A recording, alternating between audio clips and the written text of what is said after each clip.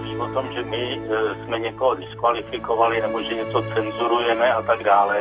A čtenáři ani posluchači většinou naprosto neví, o jaké texty se jedná. Nebudete teď citovat. Oni si ukázky těch textů. O interprety a autory téhle písně, která je volně dostupná na internetu, se velice intenzivně zajímá policie.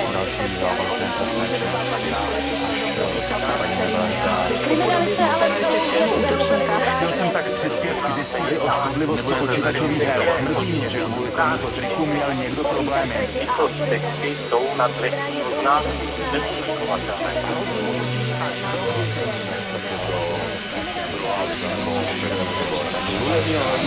Čistý amatérismus, dokonce bych řekl i v té oblasti toho rapu, který je u nás hodně amatérský. tato v uvozovkách schválová je Tak je to.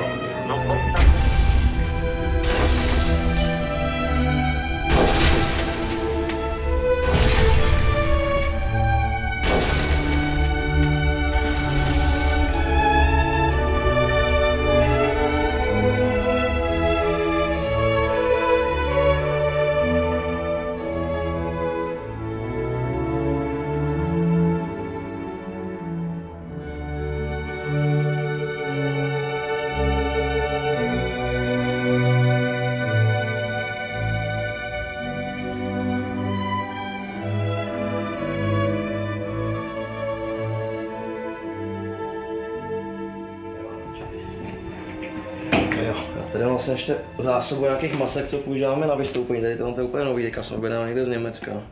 Jo, to je nějaký po radioaktivním útoku, to si můžu zkusit.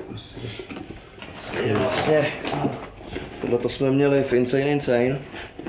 Tady je nějaká policejní ta uniforma, tady to je Cenobite z Hellraiseru, to je jako úplně jako kašek místo ksichtu. Šílenost. No to je, a je pořád jenom hej, tak tam jsou ty kukly. To je takovýhle fanatický poltergeist. Tak ty vole. Zombík, ty úplně jako z bažin. Napadlo ti třeba se to vyrábět? Ale je to dost složitý, proces, napadlo mě to, ale samozřejmě nemám ani takový výtvarný talent, abych si to dokázal takhle. Jo, právě třeba ten Kamblat z Butcher's ten si vyrábí přímo z antimasky. Tohle jsem třeba vyráběl já. To si vyráběl ty? To je vidět, jo. To byla nějaká policejní uniforma, no, tady ještě. Kvalitně udělané. Jsem musel koupit nášivku, protože nesvěženeš vy, tak jsme dělali policajty. Takže jsi i zručnej prostě. Jo, no. Když to jde. Jsem šikovný.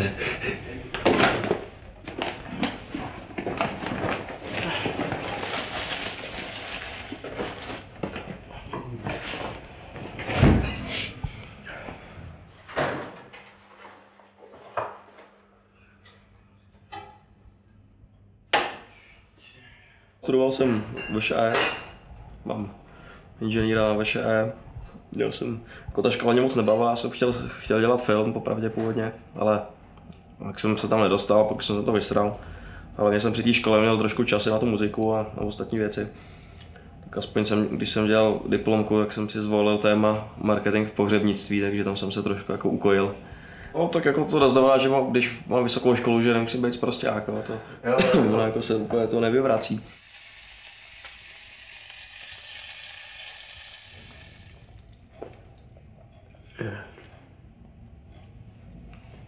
Jo? Máš rád?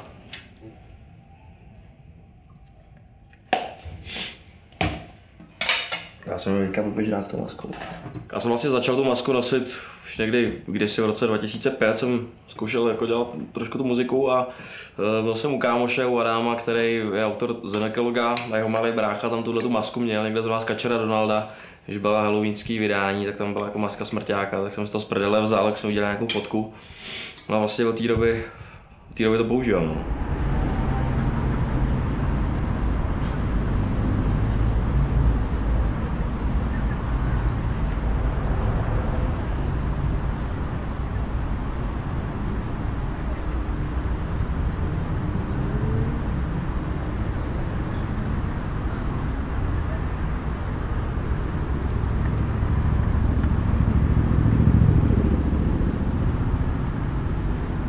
Spíš se jako rád čtu. takový záchodový čtenář, jako hrozně mám rád biografie rockových kapel. Na hajzlu jsem přečet fakt už desítky knížek, Keith Richards, teď jsem nedávno dočet tady Kysáky. Bylo třeba dost dobrý. Vždycky se tam fetuje, je tam hodně prcání, tak je to fajn. Inspirují mě v psaní třeba, mám rád Irvina Welshe, byla knížka Noční můry s Čápem Marabu. Podle toho jsem se inspiroval trošku na song. Říkala si o to, je to taky trošku podobný jako vlastně tam zneužijou holku na party a ona se jim teda pak jako mstí, což já už jsem tam tu mstu. Jsem se na ní vysral. Tady třeba jsem ještě nedávno Americký psycho jsem si přečet. Vlastně podle toho je Bateman a já jsem viděl jenom film, ale jsem si dojel ještě tu knížku. A to je teda perfektní, no, tam to jde ještě, to brutalita je tam úplně nádherně vyobrazená.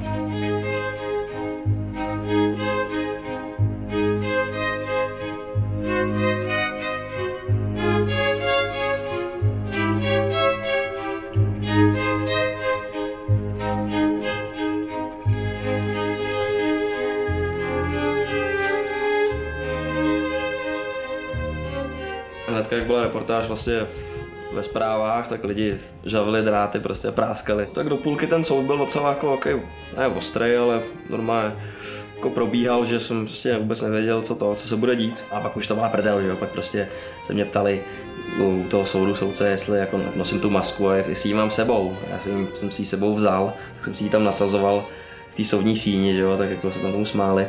A pak ještě citovali nějaký texty právě, já jsem doktor Mengele, trhám dětem prdele, ale ten soudce vyprsknul smíchy. Musel se otočit, aby jako se zakryl před těma lidma, že jo, který tam byli v té síni. Pak se vymlouval, že je přepracovaný teda, ale jako v této chvíli už jsem viděl, že to je prdel. Jako.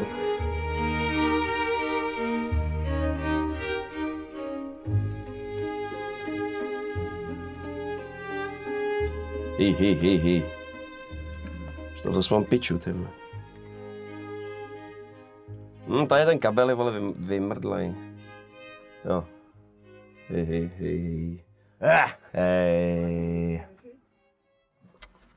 Mrtka. OK, muzika. Zmrdu buzerace, tohle to je HC fáze. Co se mi chystal, se musím zmrdnout granáty sázet. Operace fáze, vyvrze já se vložně nehlásím k nějakému uměleckému stylu. To, co dělám, je horrorcore a to je hudební styl. A kdybych měl nějaký jakoby nadřazený umělecký styl, to ne. Ani o sobě nechci říkat, že jsem umělec, to může třeba o mě říct někdo jiný, ale já takhle bych to prohlašoval, zase ne. Pouštěj. OK. Zmrdu buzerace, tohle to je HC fáze. Co se mi chystal, se musím zmrdnout granáty sázet. Operace fáze, vyvrze dostal nesnáze. Spojil svoji hodce, do smrdelý rozseknutím hráze. Zkázal mě... Jo, hele, dobrý, já myslím, že docela v pohodě, akorát tak ten foundation, ten je tak na 300 pád, jo. Bacha na ty kvazibasy na konci, ať ti to nevletí do úplný rezonance, to by pak bylo na hovno. Tak co, ještě mi tam nějaký ten reverb u těch... Tak mě ten rap jako vloženě úplně neživí, ale jako z části, ale jako bavil by mě určitě film, něco kreativního. Čau. Zmrdi, jak jsem tady. Co jste chtěli, nějaký trička, vej? Ty jsi chtěl, vole, ty jsi chtěl to alko, vole, vyprcený, počkej, tam tady, vole. Mko. Dostaneš Mko, vole, mám na tebe. Ty jsi chtěl nějaký trika, chceš? 2 za 7 kg ti můžu dát. Jo? Nebo nechceš 3 za litr? Tak počkej. Mka, jo, vole. Ty jsi tlustej, vole, tak XL-ko, vole, ti dám. Tak počkej. Pásek, vole, ten jsem ti nevzal, vole, tam jsem se vysrál. Ty vole, počkej, že jsem měl někde ty kalhotky, vole, do prdele. To je z Polska nebo z Číny? To je z Polska. To já to prodám ještě s tou solí, vole, to vozíme. A tady mám dámský, vole. Džíny, vole, nemám. Prdele. Kalhotky už jsem nevzal, vole. Ještě dámský, nechceš teda dámský triko, ty jsi, vole, takový, vole, prcek. Co to tomu dává? Jo. Dobrý chlapi, hele, já zase letím, vole, do prdele. Čau.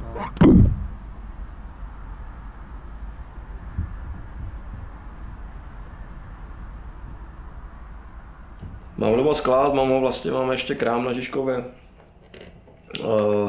Je to pro mě lepší, no. Samozřejmě trošku osem mít jako práci doma, ale Na druhou stranu je to pak příjemnější prostě, že ráno vstanu, nažeru se a pak začnu prostě nějak s tím pracovat. Teďka se vlastně nacházíme v obchodě Made in Žižkov, kde je vlastně veškerý můj merch dostupný, tady nějaký mikiny třeba.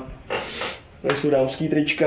Vyrábět si vlastně merchandising, to přijde k té muzice taky přirozený, jakože každý prostě bych chtěl tričko, já chci mikinu. Samozřejmě se to postupem času nějak rozrostlo. Z začátku ty designy dělal sám. A pak už jsem měl hodně Arbe mi dělal designy, které vlastně nám dělali covery, pak Irman. Jo, jako spíš už teďka využívám teda designéry, než bych si to dělal sám, pokud nejdeme nějakou píčovinu. Že už to chci mít trošku hezčí. Tady pracuju tvrdě a rád se tady bavím tvrdě, takže tady mám čas takovýhle nějaký stránky, že rovnou nakliknutý, když se chci pobavit. Tady to je třeba, se jmenuje Prolapse Party. Jo, tady vlastně holky mají takový vyhřeznutý konečníky, takový růžičky, tady s tím dovádějí. Samozřejmě běžný člověk by s tím šel asi k doktorovi, ale tady ty holky jsou z toho vyloženě nadšený a dovádějí s tím. Jo, tak tohle třeba mám rád. No, jaký ty normální věci, mě to moc nebaví, jo. Fakt to musí na mě úplně se rozevírat.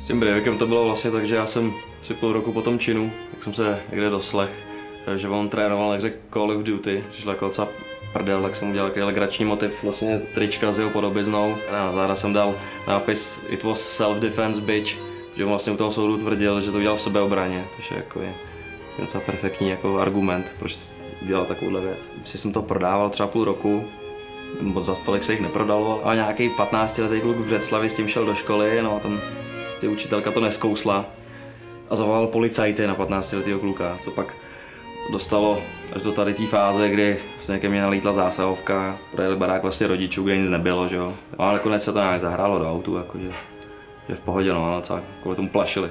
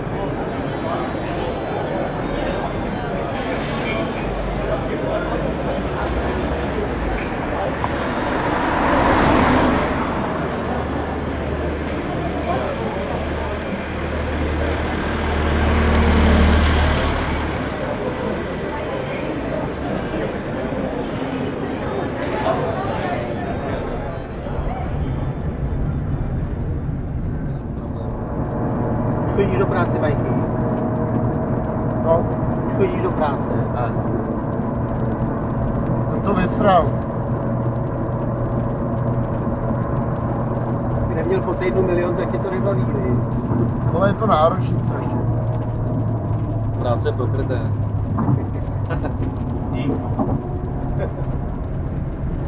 Už mu to psal, že přijdem později. No. Chceš tu jenom, že jsme na cestě a... Co jsi psal, že napsal zprávu? Že jsme si zlomili páteře, že bude mít půl hodiny zpoždění. A co vždycky? Že jsme píchli kolo. Ne, že je pomalej řidič, no, světě to na něj. Jsme píchali řidiče. jsme si píchli řidiče.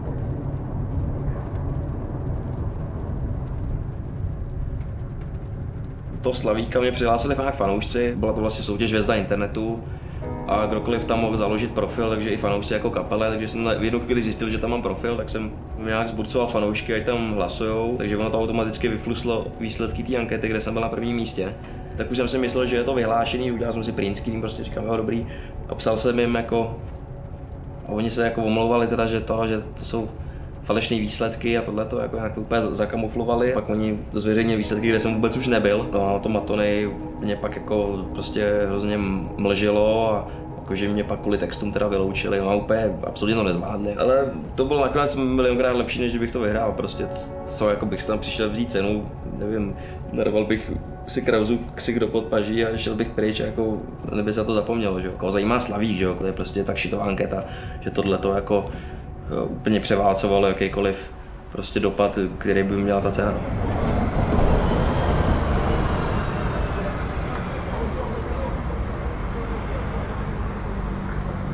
Je to prostě spíš generační záležitost, jako to opravdu moc lidí třeba na 30, co by nějak to poslouchali, není, jo. Je to trošku víc spjatý s tou generací, která jakoby vyrůstala, jo, po komunismu prostě taky máme stejný popkulturní zážitky, stejné jako věci jsme zažívali, že to hodně se to k tomu odkazuje. Tak jako já si myslím, že třeba kdo má trošku pod čepičí, tak to tam je schopný nějak jako rozkrýt a když takový nějaký idioti jako diskutéři z novinek jsou tím pohoršení, tak to je jedině dobře, to jsem samozřejmě rád, že takový lidi to jako nenávidějí.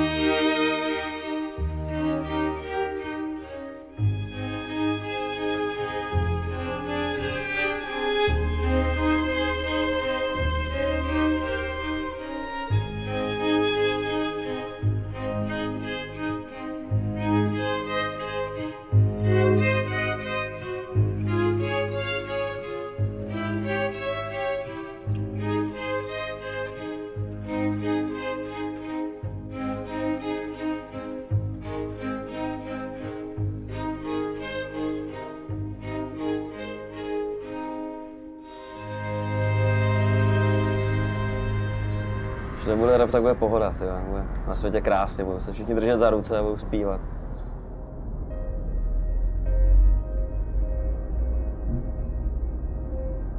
Samozřejmě snažím se ty lidi popudit, co nejvíc to jde, aby prostě vůbec nevěděli, o co jde, jako to by z toho bylo, že to prostě nepochopí, jako, že někdo něco takového dělá, jako, že myslí to vážně, nebo co, prostě, co se děje, jsou to v piči. A nesnášejí to, že jo.